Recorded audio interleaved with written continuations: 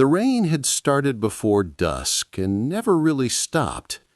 By midnight, the city sidewalks shimmered beneath street lamps, each puddle reflecting streaks of yellow and blue. Elena pulled her coat tighter as she hurried home, her 5-year-old son, Matteo, clinging sleepily to her hand. Another late shift at the 24-hour grocery meant another bus missed, another slow walk through the wet night. Rent was due in 3 days. Her paycheck, thin as the paper it was printed on, would barely cover groceries and the overdue light bill. She didn't complain. Life as a single mother had taught her to be quiet, to work hard, and to stretch every coin until it cried. They turned down a narrow side street, Matteo dragging his feet. That was when she saw it, a small black rectangle lying half-submerged near the gutter. At first she thought it was a cheap USB stick or maybe a key fob. A faint metallic glint caught the streetlight. "Mom," she whispered, eyes bright despite his exhaustion. "Someone dropped that." Elena hesitated. Trash littered the curb, bottle caps, old receipts, but something about this object looked different. She crouched, plucking it from the water. Cold and heavier than expected, it bore a tiny logo she didn't recognize. "It's just a gadget," she said, but curiosity tugged. A slim card, no bigger than a business card, was rubber-banded to the device. On it, a single line of text, "Property of Nathan Gray, urgent contact," followed by an encrypted email address. Matteo yawned. "Maybe it's a treasure," he mumbled. Elena almost laughed, but a sudden thought tightened her chest. What if it was valuable? The housing projects had been buzzing lately with stories of crypto wallets, digital keys worth fortunes. She'd never paid attention. Crypto belonged to rich people, not night shift cashiers. Still, the weight of the thing in her palm felt expensive. A flicker of temptation sparked. For months, she'd been juggling overdue bills, praying the landlord wouldn't raise the rent again. One anonymous gadget could change everything. No one had seen her pick it up. No cameras watched this dark stretch of sidewalk. She slid the device into her coat pocket, heart thumping. The apartment smelled faintly of boiled rice when they finally stepped inside. Matteo collapsed on the couch, asleep before she could pull a blanket over him. Elena set the strange item on the kitchen table and stared at it. A crypto wallet, if that's what it really was, could hold hundreds, thousands, millions. She imagined paying every debt, buying a real home, maybe even starting the bakery she dreamed of. The fantasy lasted only a minute before guilt pressed in. Her mother's voice echoed from childhood. "We keep what is ours, not what belongs to another." Elena poured herself tea, the steam curling like question marks. Return it? To whom? The card listed only that odd email. What if it was some kind of scam? What if contacting the address invited trouble? She picked up her phone, typed the email into a blank draft, and then deleted it 3 times. Finally, she wrote, "Hello. I believe I found something that belongs to you. Please confirm the item and describe it so I can be sure. Elena." Her finger hovered. Then she hit send. Hours passed. The apartment was silent except for the hum of the refrigerator. Outside, rain drummed the windows. Refused to come. What if no one replied? What if the owner never claimed it? Would she keep it then? could she? At 3:17 a.m., her phone vibrated. A single-line message glowed on the screen. "Thank you. Please meet me tomorrow at 2 p.m., Gray Tower, downtown. NG." Her breath caught. Gray Tower, the tallest building in the city, the one she always passed on the bus. She had only seen it from the street, its mirrored glass piercing the clouds. Was she walking into danger? A scam? But the email felt professional, polite, and somehow urgent. She set the phone down, staring at the device on the table. Its tiny LED blinked once, as if alive. Tomorrow, everything could change. The next afternoon, sunlight bounced off the chrome and glass skin of Gray Tower. Elena craned her neck until it ached. The skyscraper glittered like a shard of ice, stabbing the sky. She shifted Matteo on her hip. Childcare had fallen through, and she refused to leave him with the neighbor who smoked indoors. Inside, the lobby was cathedral quiet. White marble floors, water cascading down a glass wall. A security guard in a navy blazer looked up as she approached. "Appointment?" His voice carried the easy authority of someone who turned people away every day. Elena swallowed. I received an email from NG. I'm here to return something." The guard tapped at a tablet, eyebrows rising slightly. "You're expected. 27th floor. Take the express elevator." He slid a visitor badge across the counter. "Ms. Elena, right?" Her pulse quickened. He knew her name. The elevator shot upward, floors blinking by so fast, Matteo squealed with delight. When the doors opened, a woman in a slate-gray suit waited, mid-30s, composed, a wireless earpiece tucked behind her hair. "Miss Torres? I'm Claire, Mr. Gray's assistant. Please follow me." Claire led them down a corridor lined with art that looked more expensive than Elena's entire building. At the end was a conference room with floor-to-ceiling windows. Clouds drifted below them like slow ships. A single object rested on the long table, a thick envelope. Claire gestured. "You have the item?" Elena set the black device carefully on the table. "Yes, I found it last night." She inspected it, then smiled faintly. "Perfect. You can't imagine how important this is." Her tone softened. "Mr. Gray sends his gratitude." Elena nodded, unsure what to say. Something about the assistant's calm gaze made her self-conscious of her thrift store coat and scuffed shoes. Claire slid the envelope toward her. "A small token of appreciation. Mr. Gray regrets he can't meet you personally. Urgent overseas call." She opened it just enough to glimpse the edge of thick bills. Her stomach tightened. This is too much. I didn't do it for money." "We understand, but Mr. Gray insists." Matteo's eyes widened. "Mom, is that a present?" Heat rose to her cheeks. She pushed the envelope back. "Please tell him thank you, but I can't accept it." Claire tilted her head, studying Elena for a long moment. Most people she knew grabbed the cash without hesitation. Finally, the assistant smiled. "Understood.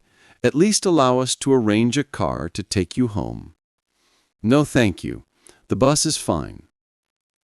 Back on the street, Elena felt a strange mix of relief and disappointment. She had done the right thing.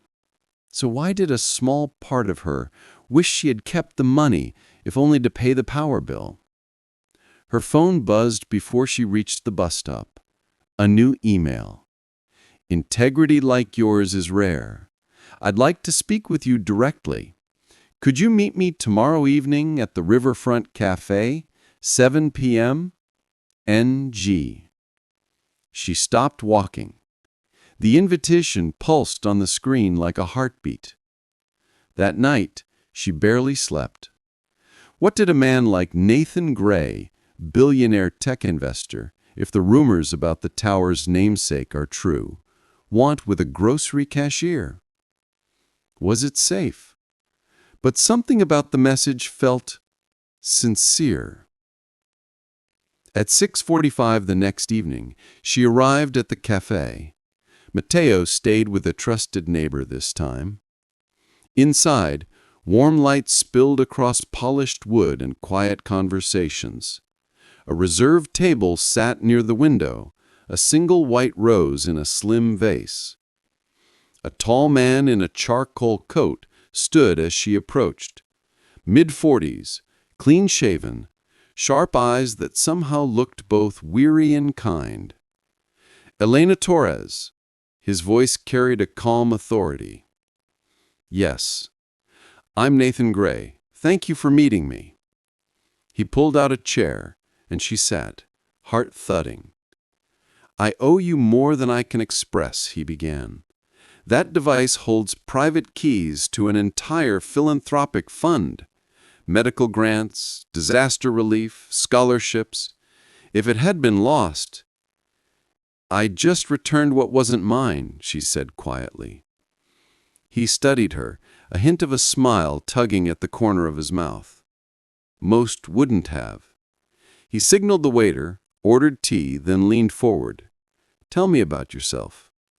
She hesitated, unsure how much to share, but something in his steady gaze invited honesty. She spoke of Matteo, the late-night shifts, the dream of opening a small bakery one day. Words spilled out before she could stop them. Nathan listened, truly listened. No phone glances, no distracted nods. When she finished, he tapped a thoughtful rhythm on the tabletop. You remind me of my mother, he said finally. She built a life from nothing, taught me that character is the only wealth that lasts. Elena lowered her eyes, cheeks warm. I'd like to help, Nathan said. Not charity, an investment, a scholarship for culinary school if you're interested, and a position in my foundation's events division while you study. Her breath caught. I don't know what to say. Say you'll think about it, and please, don't refuse out of pride. This isn't payment. It's recognition. Elena felt the weight of possibilities settle over her like a sunrise. For the next 2 days, Elena moved through life as if the world had shifted a few degrees. At the grocery store, she still scanned barcodes and bagged produce, but every beep of the register sounded faint and far away. Nathan Gray, a man whose name appeared in business magazines, had looked her in the eye and offered to change her future. She told no one, not the chatty coworker who always asked about her weekend, not the neighbor who watched Matteo for a few dollars. The offer felt delicate, like a snowflake that might melt if exposed too soon. That Friday evening, an email arrived.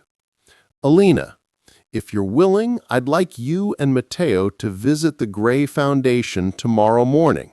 My team will show you the culinary training facilities and outline the scholarship program. Nathan.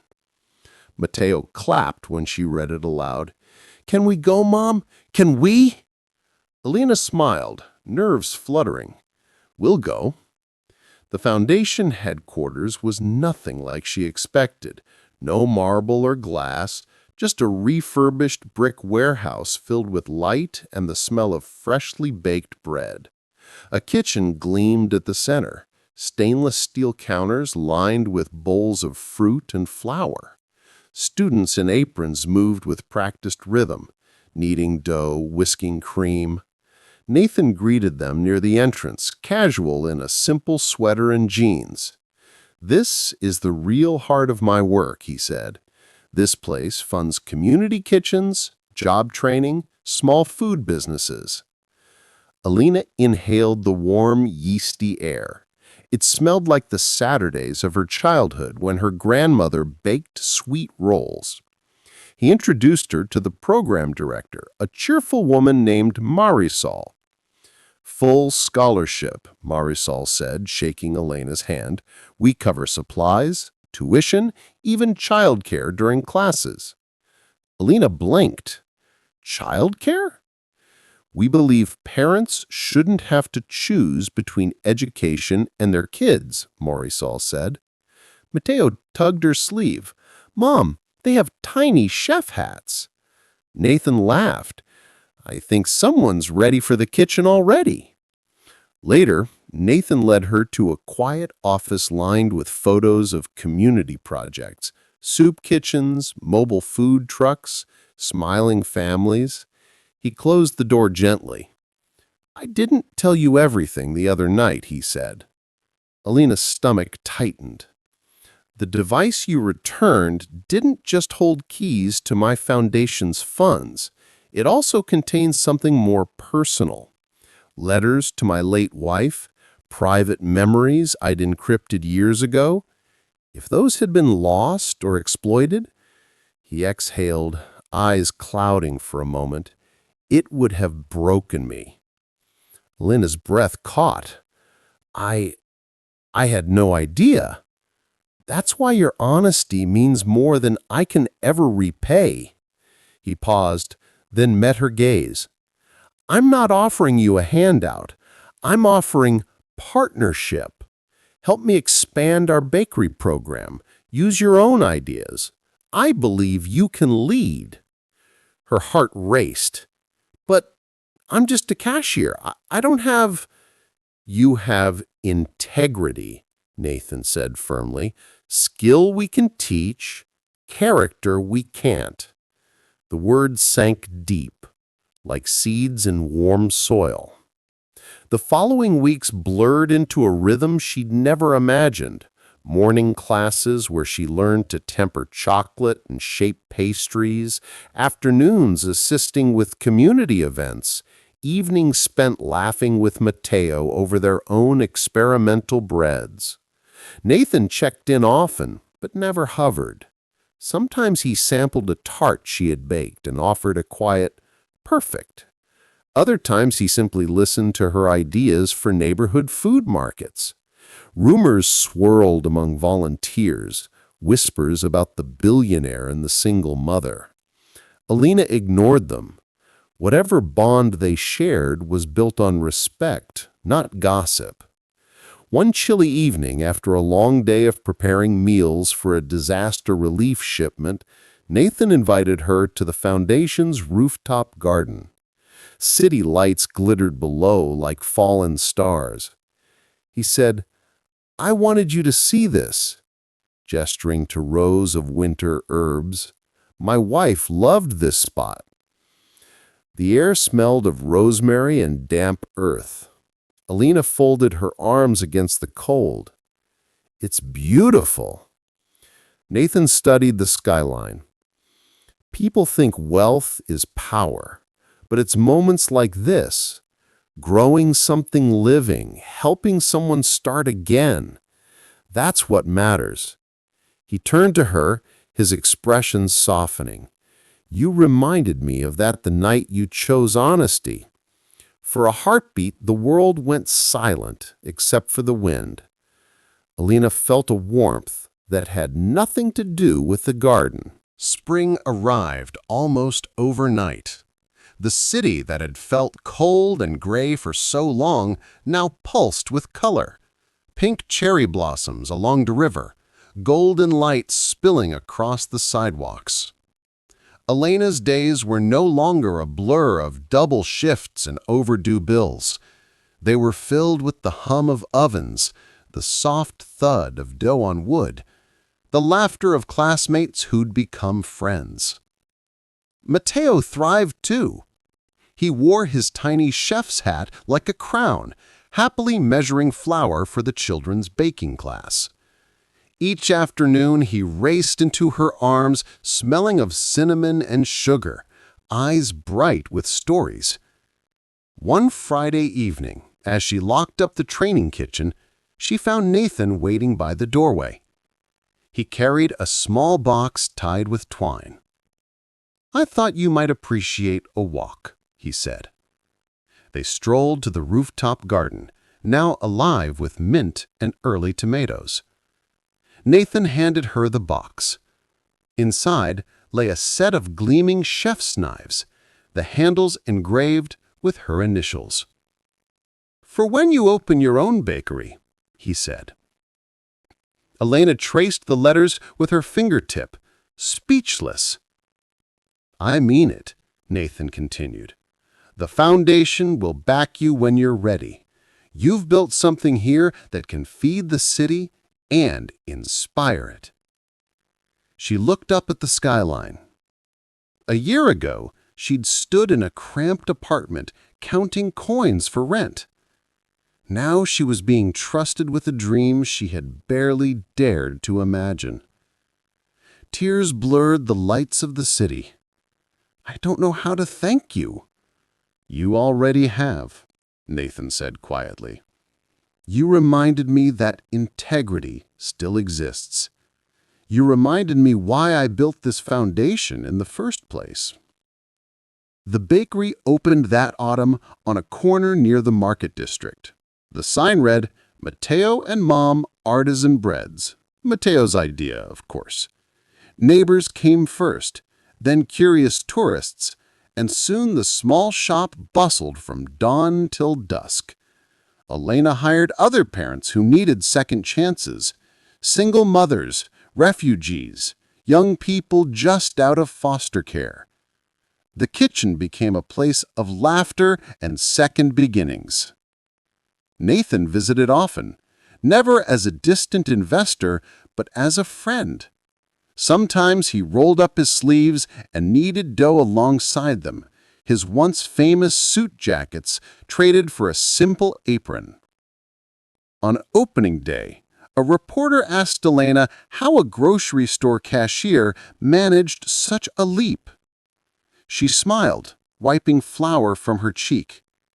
It started with a choice: a rainy night, a lost wallet, and a decision to do the right thing even when no one was watching. Months later, after closing time, Elena found Mateo asleep on a flour sack and carried him to the front room.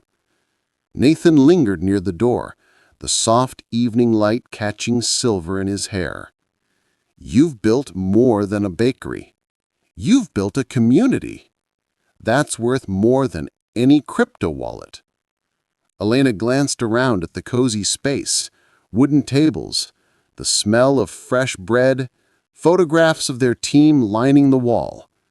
"You gave me the chance," she said.